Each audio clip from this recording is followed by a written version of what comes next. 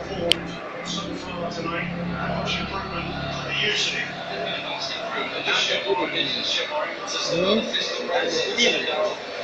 Going forward.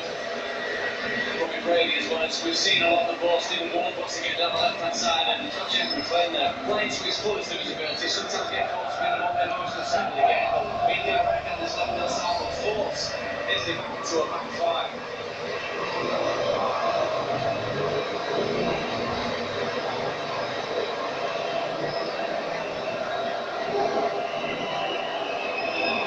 The two players off the field receiving treatment are ready to return imminently. Here they are.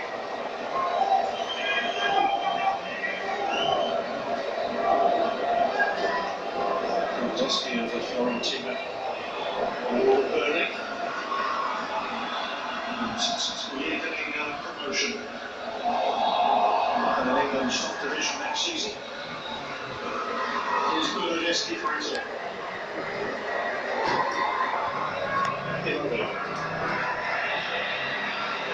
Great work by McLean, terrific stuff. After that real time the job that he's got tonight, he's got to get forward, got to come back across, but he has got to get back and help out defence.